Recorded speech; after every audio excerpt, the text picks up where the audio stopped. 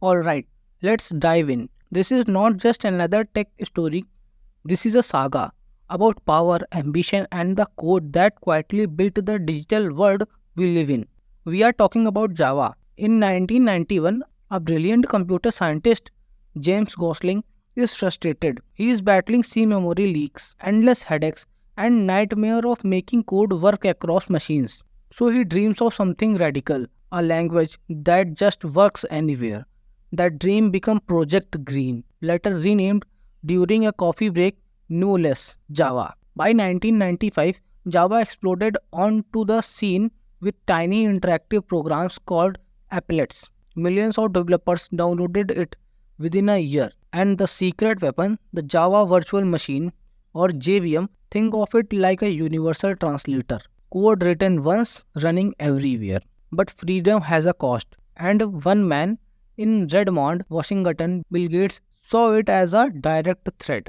If developers could run apps on any system, Windows would lose its throne. So Microsoft fought back with a ruthless strategy, embrace, extended, extinguish. This was the first great Java war.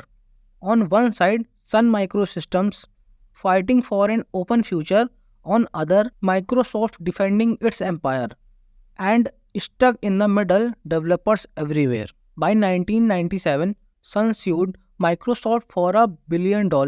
Years later, they won only $20 million. On paper, Sun was victorious, but Java's reputation on the web was shattered. While Java lost the browser war, it secretly conquered another world, the enterprise. Banks, airlines, online shoppings. Here, speed was not everything. Security, reliability, scalability were, and Java was perfect. The community stepped into Apache Tomcat, the Spring framework. They turned Java into the backbone of global businesses. But Sun was in trouble. And in 2009, Oracle swooped in, buying Sun and Java for $7.4 billion.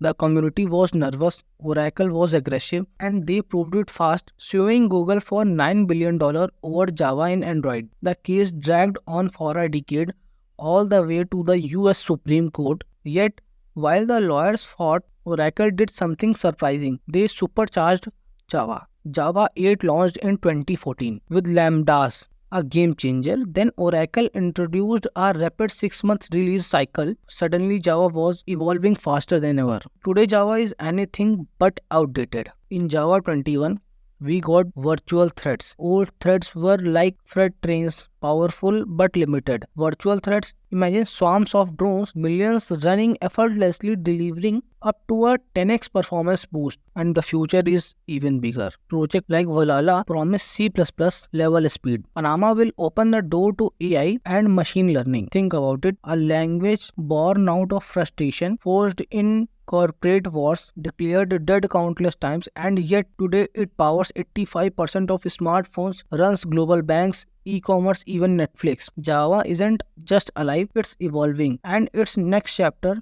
the legend is still being written. This version is fully production ready.